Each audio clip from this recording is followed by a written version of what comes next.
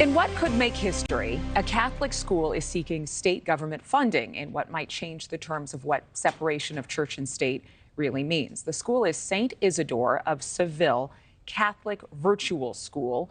They applied for funding from the state of Oklahoma. Now, if approved, the school would open in the fall of 2024.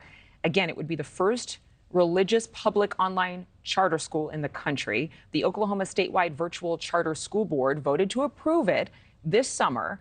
Oklahoma Governor Kevin Stitt applauding the board's decision, calling it a win for religious liberty and educational freedom in the great state of Oklahoma. Though the attorney general there filed a lawsuit with the state Supreme Court, arguing the school would violate the state constitution. 4 religious leaders joining the lawsuit to stop the school, saying it would undermine religious freedom and lead to further discrimination against other faiths and non-religious students. Joining me right now is one of those faith leaders, retired Baptist minister Bruce Prescott. You have asked to join this lawsuit. Good morning. Thanks for being with us, sir. Thanks for having me.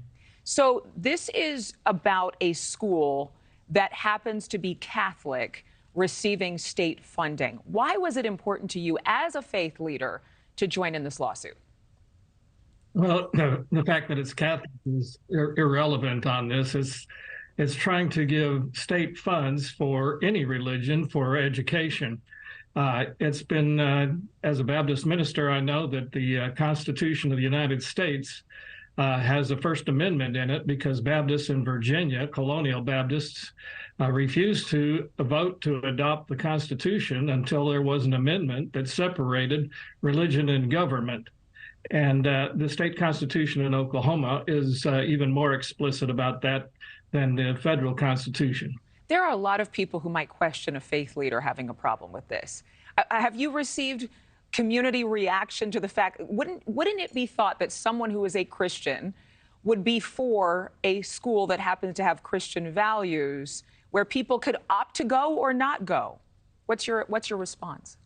Well, they're able to do that, but the schools are funded by private contributions from the people that are involved with that particular faith group.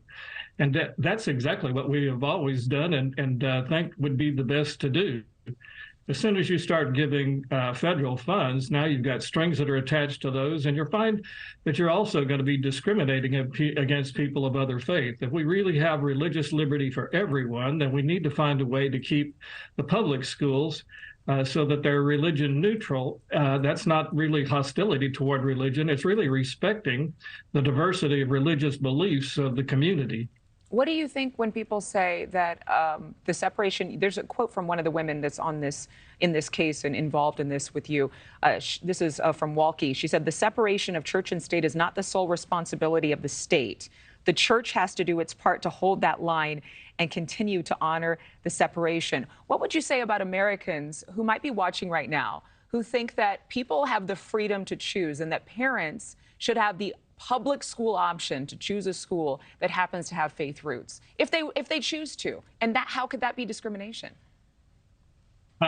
Well, it would be discrimination if you had one specific religion that was being taught with federal funds, which is exactly what St. Isidore intends to do. You're trying to indoctrinate a hostile, not a hostile, but a kind of captive audience in one particular faith, which really would violate the faiths of people that were not of that particular faith. Now, what they really want to do is they just want to have a small group of people that they can make sure follow their own particular religious convictions. But we have a responsibility to make sure that every child in America is educated regardless of their faith, and they need to have a public option, which is what we have in the public schools, where everyone is welcome and no one is discriminated against. As soon as you start setting up discriminatory schools, then you're going to have different faiths, and everybody that's got a different school and religion is going to want to have public funds, and there's not going to be enough funds to go around. There'll be competition at the legislature as to who gets it and who doesn't get it. You're setting society up for conflict. Thank you for watching. Go to newsnationnow.com to find News Nation on your television provider. And don't forget to click the red subscribe button below to get more of News Nation's fact-driven, unbiased coverage.